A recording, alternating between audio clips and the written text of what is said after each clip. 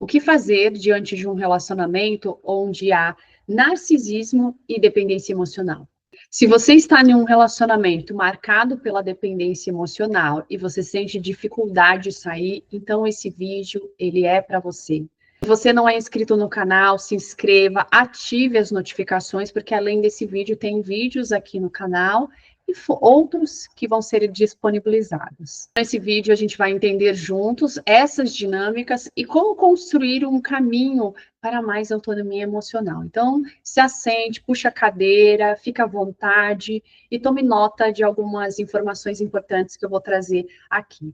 E para isso, a gente vai iniciar o vídeo de hoje com um comentário que eu recebi da Vilma, que esse comentário, ele representa o que muitas pessoas podem estar passando. E a Vilma compartilhou o seguinte, eu vou ler aqui. Eu estou tentando sair de um relacionamento e eu não consigo. Sinto culpa por deixar, mas também não quero ficar. Ele é narcisista e eu acabo sendo dependente de cuidar dele.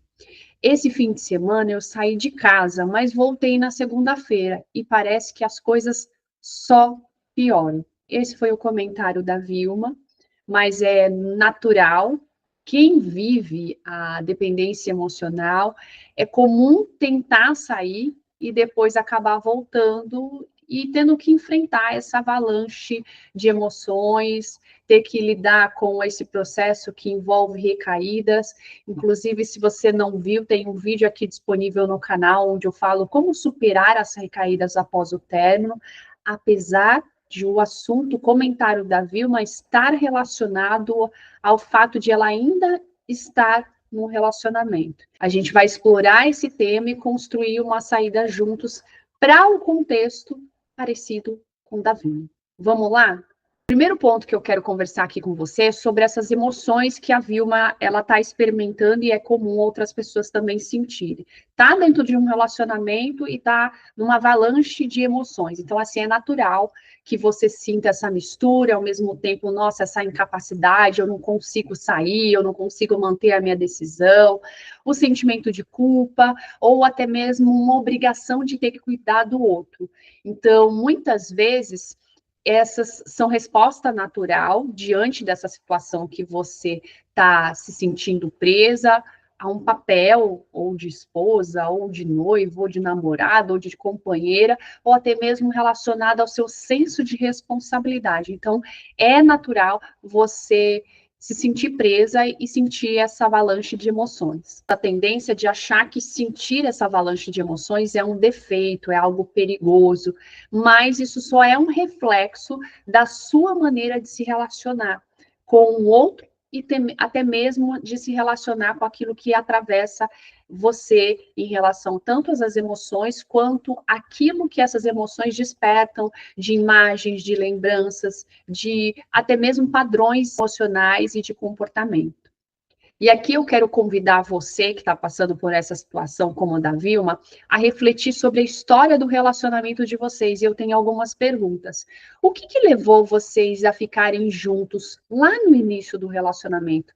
É importante você se lembrar disso, você usar a escrita até mesmo para organizar suas ideias, lembrar dos motivos. Uma segunda pergunta. Lá no início, havia limites e expectativas bem definidos? Vocês conseguiram fazer isso?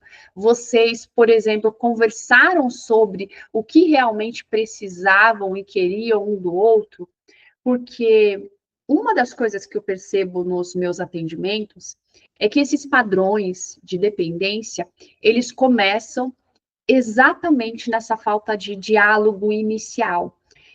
E com o tempo torna-se uma dinâmica difícil de mudar. Por isso que essa conversa inicial ela é tão importante, não só uma conversa inicial, mas uma uma construção de várias conversas ao longo da relação para vocês irem ajustando, até porque durante um relacionamento a gente muda, a gente experimenta, a gente amadurece, às vezes no início do relacionamento a gente quer algo e depois a gente muda, então por isso que investir em diálogos é tão essencial para a construção de um relacionamento que priorize o bem-estar das duas pessoas envolvidas. Um segundo ponto que eu quero compartilhar aqui com você é sobre o autoconhecimento. O quanto que ele é essencial para você sair desse ciclo de ruminação. O autoconhecimento ele é necessário até mesmo para você desenvolver habilidades como protagonismo, uma comunicação mais saudável, e isso vai permitindo com que você se conduza melhor às suas escolhas, ao invés de ficar se sentir preso tanto ao comportamento do outro ou até mesmo à aprovação. Um terceiro ponto aqui que eu quero destacar com você é sobre esse termo que ela utiliza, do narcisismo e dependente de cuidar dele. Em um relacionamento onde as partes apresentam traços de narcisismo, que é a falta de ternura ou até mesmo de compaixão, é comum que o outro ele se sinta meio que na obrigação de cuidar. E pessoas com esse padrão de se relacionar são pessoas que têm um estilo de apego inseguro, ansioso, ou seja, elas se sentem responsáveis pelo bem-estar do outro. Então é importante você olhar para isso, porque se você tem um estilo de apego ansioso, como me parece pela sua fala, você tem maior necessidade de proximidade e intimidade. Ou seja, você vai precisar olhar para essa particularidade, até mesmo para suprir isso e, a partir disso, tomar decisões e ações melhores. E para isso, eu vou te trazer algumas perguntas para que você possa refletir. O que você realmente precisa dentro dessa relação? Você tem nitidez do que realmente você precisa, daquilo que é importante?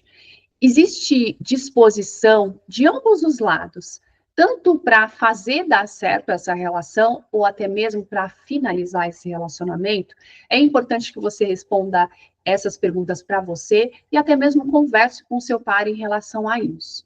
Um quarto ponto que eu quero destacar aqui é na hora que você fala, ele é narcisista, eu sou dependente. Ao invés de você pensar, ele é isso, eu sou aquilo, porque nessa divisão é onde que começa a iniciar os conflitos. Então, experimenta pedir o que realmente você precisa de forma clara e específica para outra pessoa, com base nos pilares da comunicação não violenta do Rosenberg. Eu não sei se você já leu esse livro, mas a nossa linguagem, ela muitas vezes ela é pautada numa linguagem alienante, ou seja, pautado na crítica, no ataque, ao invés de ser uma comunicação que abre espaço para o diálogo. Então, é importante você observar isso, você entender o que você precisa dentro dessa relação, até mesmo na hora de comunicar, você ser específica, você ser clara na hora de comunicar para o outro.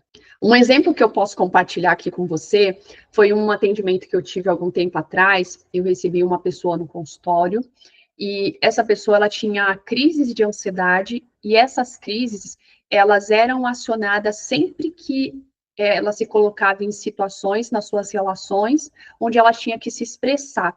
E quando eu falo ela, não necessariamente seja ela. Eu já recebi vários casos de pessoas que tinham crises de ansiedade e isso estava correlacionado com essa dificuldade de ser clara, de expressar o que sente, o que precisam, o que realmente querem.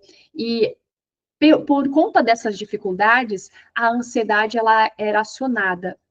E uma das coisas que eu fiz durante o processo terapêutico dela foi justamente conseguir identificar um padrão que ela tinha, que era de evitar conflitos. Ou seja, durante a construção da terapia dessa pessoa, a gente foi construindo um plano para ela desenvolver habilidades, não só de identificar aquilo que estava acontecendo dentro dela, mas como também conseguir expressar de forma clara nas suas relações, o que trouxe mais tranquilidade para ela destacar nessas relações que ela tinha aquilo que era importante para ela e, consequentemente, abrir espaço para que o outro também se trouxesse aquilo que era importante também para ele.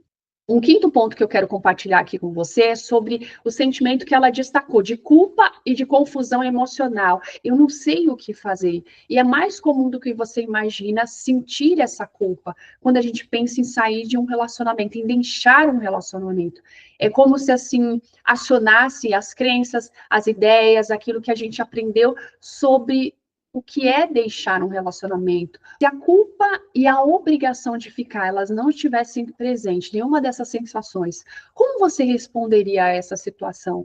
Esse é um ponto para você refletir.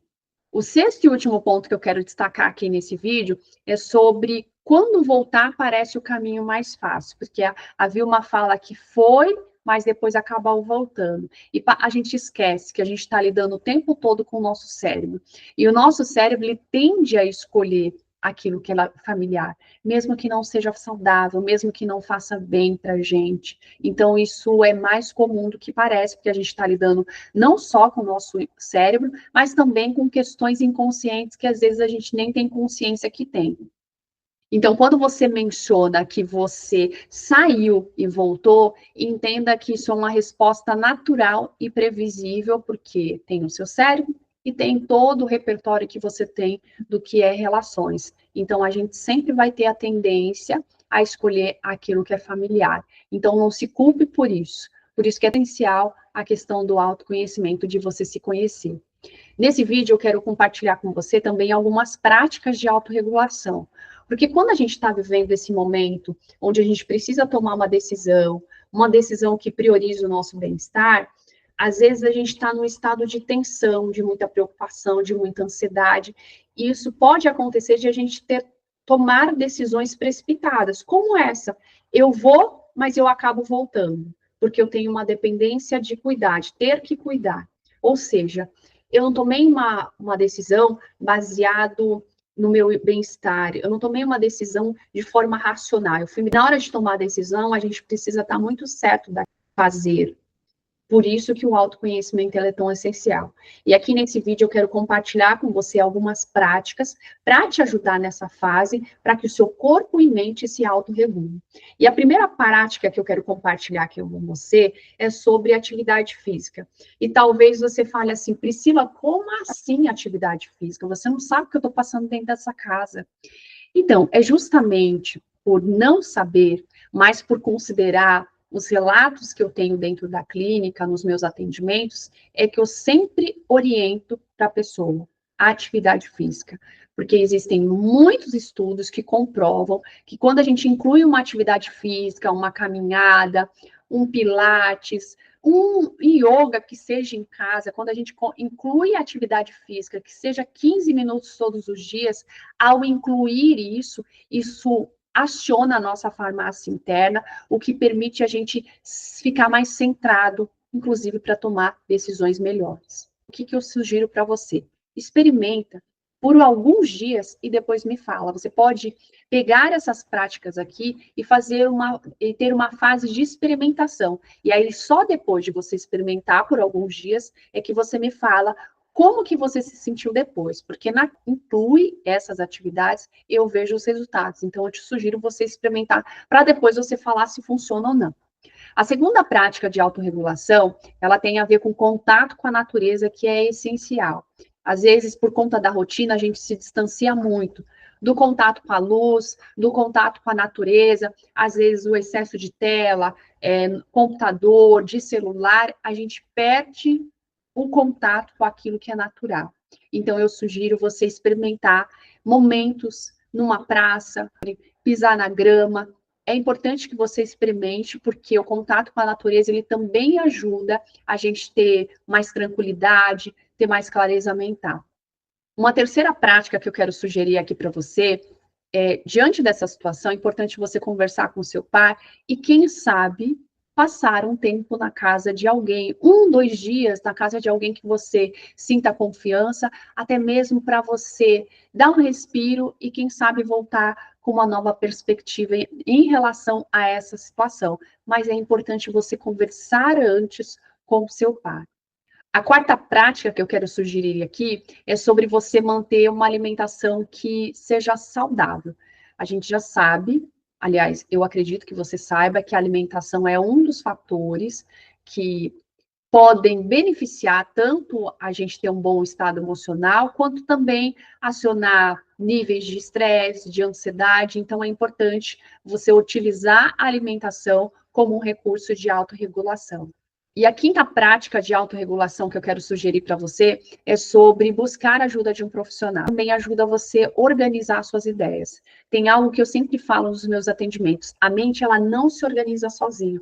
E o fato de a gente falar e ter uma escuta atenta do outro lado para nos ouvir, nos direcionar nessa fase, ajuda a gente se organizar e a tomar decisões melhores. Então, se você não experimentou essa prática, eu te coloco aqui como sugestão para que isso seja um recurso aí nessa fase.